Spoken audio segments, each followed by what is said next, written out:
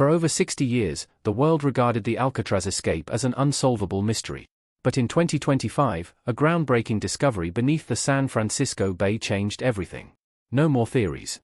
No more speculation. What scientists uncovered has finally answered the question that has haunted investigators, historians, and conspiracy theorists for decades: did they survive? The truth behind the most daring prison break in US history has come to light, and it's more disturbing than anyone ever imagined. The mystery that once seemed impenetrable has finally been solved, but what was found may have been better left buried.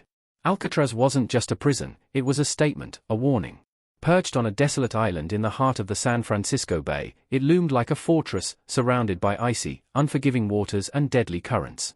The US government sent its most incorrigible criminals there: escape artists, mob bosses, and repeat offenders who always found a way out. On Alcatraz, they were supposed to run out of options. But on the night of June 11, 1962, 3 inmates, Frank Morris and brothers John and Clarence Anglin, defied the impossible. By the next morning, they had vanished. Frank Morris was reputed to have an IQ in the top 2%, a mastermind of escape. The Anglin brothers were experienced bank robbers with a history of jailbreaks. Together, they orchestrated what is still considered one of the most audacious escapes in American history. There were no guards overpowered, no fences climbed. They simply disappeared. Their plan began with a hole, each man painstakingly chipped away at the back wall of his cell using spoons, scrap metal, and a homemade drill. They concealed the noise with accordion music and covered the openings with cardboard. Beyond the walls was a utility corridor leading to a locked rooftop area. There, using over 50 stolen raincoats, they built a makeshift raft and life vests, even crafting adhesive from heated prison materials. To buy themselves time, they created remarkably lifelike dummy heads out of soap, concrete dust, and toilet paper, topping them with real hair from the prison barbershop. During night checks, everything looked normal. It wasn't until morning that the ruse was discovered, and by then, the men were gone. A massive manhunt followed. The FBI, Coast Guard, helicopters, and local law enforcement searched the bay and surrounding areas. Debris from the raft, a handmade paddle, and a few personal items were recovered near Angel Island, but no bodies. The official conclusion? They drowned in the frigid waters before ever reaching land. But that explanation never satisfied everyone. Rumors and strange clues continued to emerge over the years. The Anglin family claimed to receive unsigned Christmas cards. A photo surfaced in the 1970s, allegedly showing the brothers living in Brazil. Their mother received flowers each Mother's Day, always sent anonymously. Then, in 2018, a mysterious letter was delivered to a police station. The writer claimed to be John Anglin, asserting that all three had survived, that Frank Morris died in 2008, Clarence in 2011, and that he himself was now dying of cancer. The FBI tested the letter, but the results were inconclusive. And so, the legend endured. Did they escape? Did they drown? Were they helped? Or was something being covered up? In 2025, science may have finally given us the answer, but whether we're ready to accept it is another matter entirely. For decades, the truth behind the infamous Alcatraz escape was buried beneath layers of embarrassment, speculation, and myth. Theories flourished, books were published, and movies dramatized the daring breakout, but the mystery remained unsolved, or so we believed. Now, in 2025, something has surfaced, literally.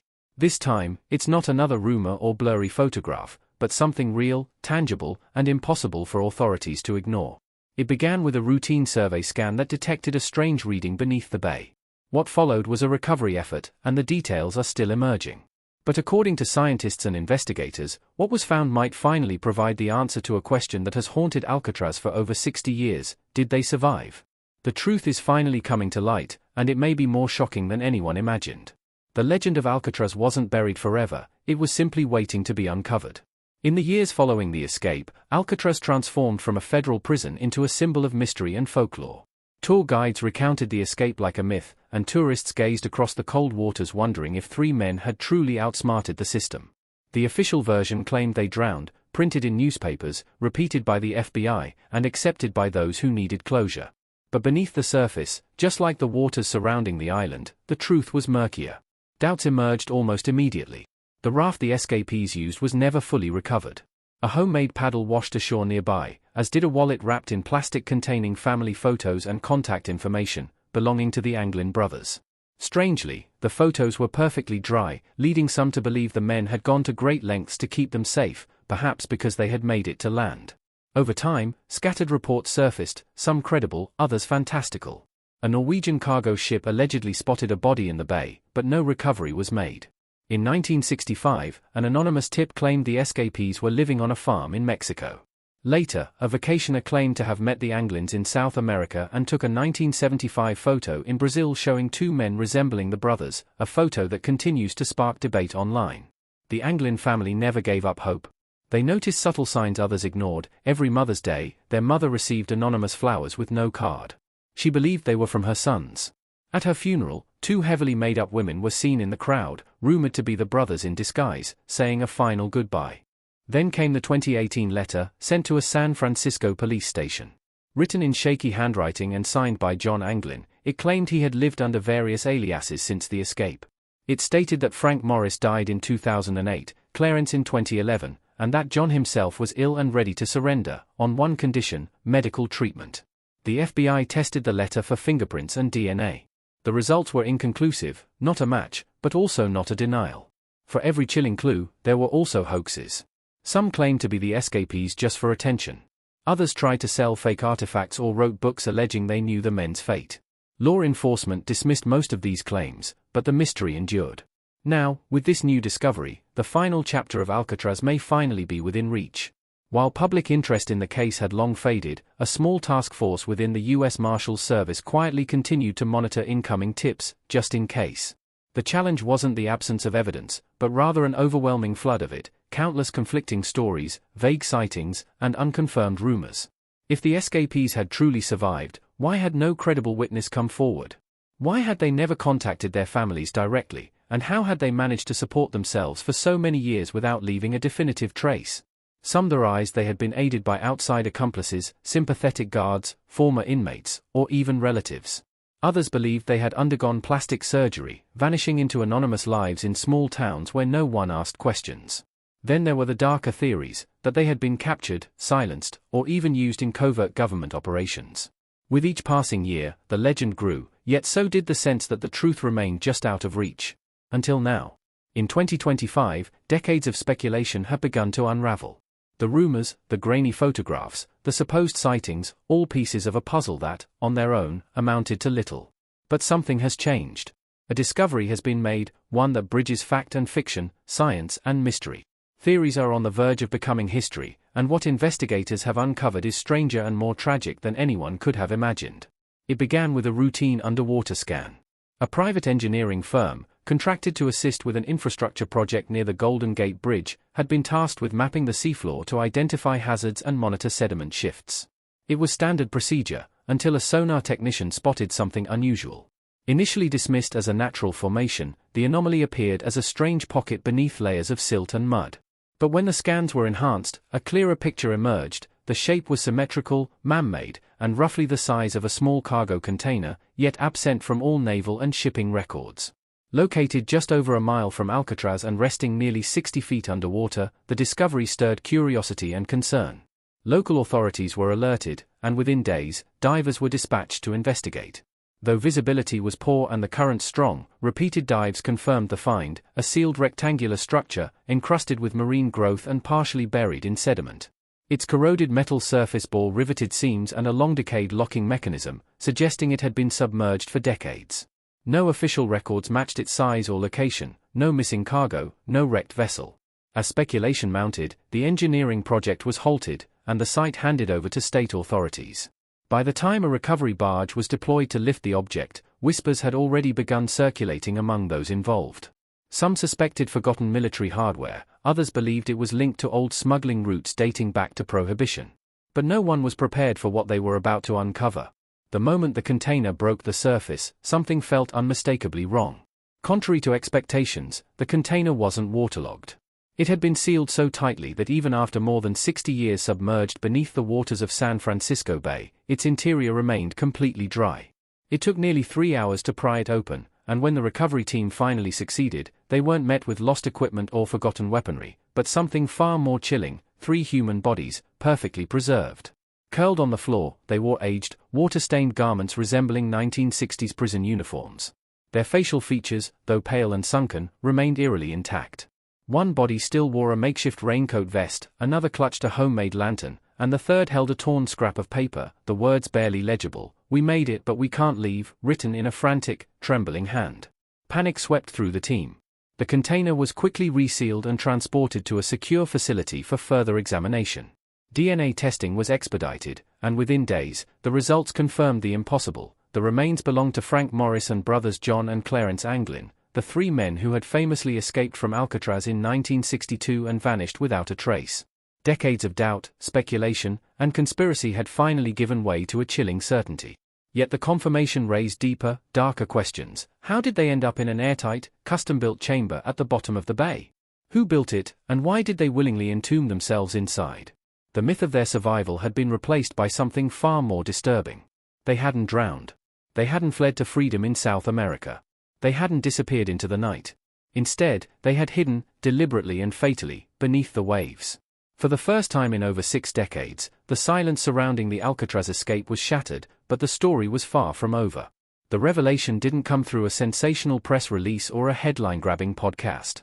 It arrived quietly, through a single official memo from the U.S. Marshals Service, corroborated by a statement from the California Department of Corrections.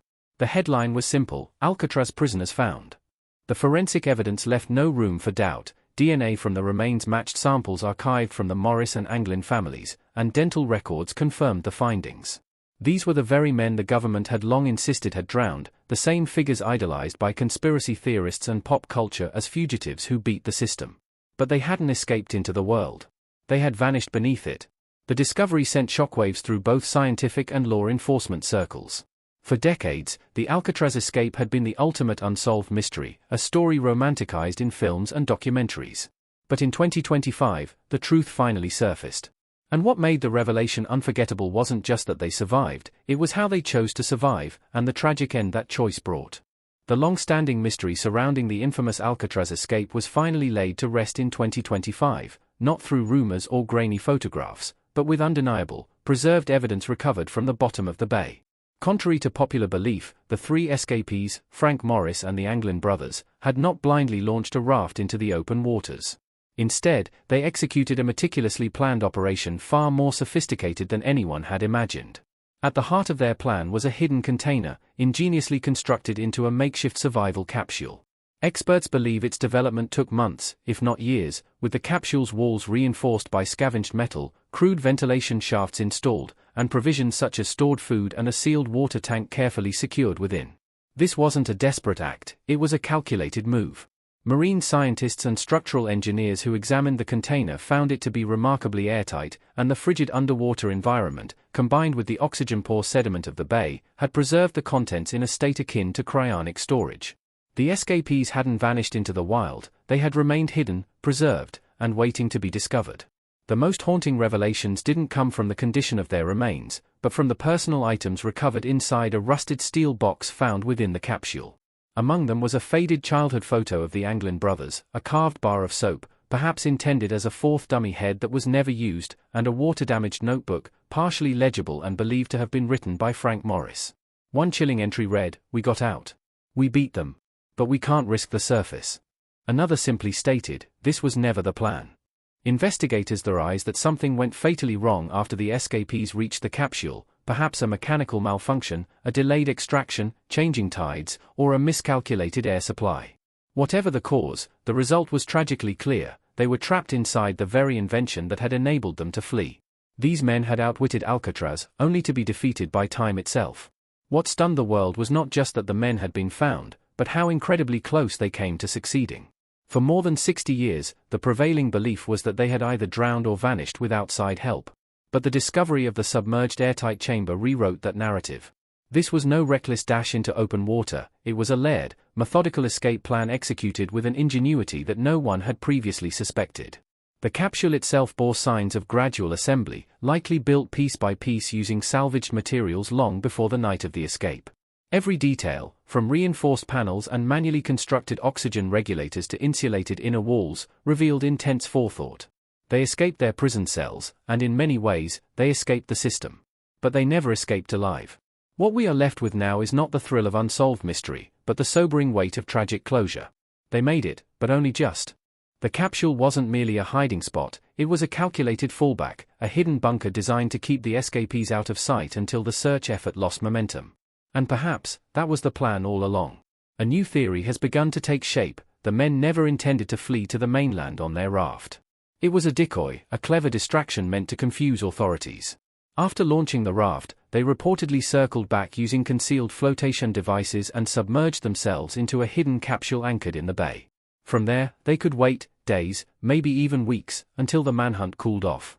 When it was finally safe, they would have emerged under the cover of night and disappeared into the city. It was a brilliant plan. And it almost worked. But like every near-perfect plan, it had one fatal flaw: timing.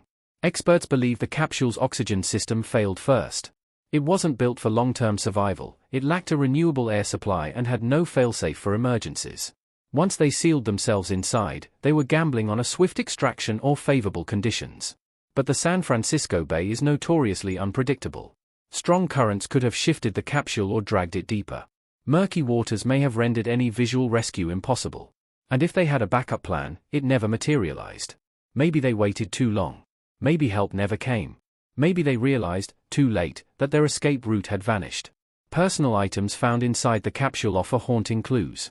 The presence of a soap dummy head suggests they had considered re-entering the prison or needed another diversion. Damaged fragments of the raft hint at a possible failed return attempt. But the most telling artifact was a notebook, Frank Morris's somber chronicle of what was to be their final move.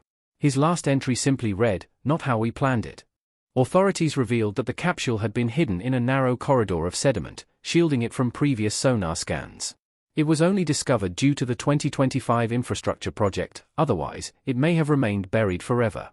Forensic experts likened the find to a needle in the seafloor. Had it been just a few feet in any other direction, it would have been lost indefinitely. This discovery raises a chilling question: how many other secrets still lie concealed beneath the waters of the bay? For the families of the escapees, the discovery brought long-awaited closure, but also fresh heartbreak. They had clung to hope that their brothers and sons had survived, perhaps even flourished in freedom. Now, they know the truth: the men had survived, just not for long. Public reaction has been deeply divided. Some view the escapees as tragic anti-heroes, brilliant minds undone by circumstance. Others see the find as the final nail in the coffin of romanticized prison breaks. But regardless of perspective, one fact is undeniable: they nearly succeeded. Had the oxygen lasted a bit longer, had the tides been slightly more forgiving, they might have stepped out of that capsule, vanished into the night, and become legends. Instead, they waited beneath the surface, silent, as the bay held their secret for 63 years. And once that secret was uncovered, there was no putting it back. Headlines around the world blazed with the words many thought they'd never see: Alcatraz escapees found. It didn't matter that they had died. What mattered was that they hadn't drowned, hadn't vanished into myth or foreign jungles. They had escaped. They had made it. And they died waiting for a second chance at life.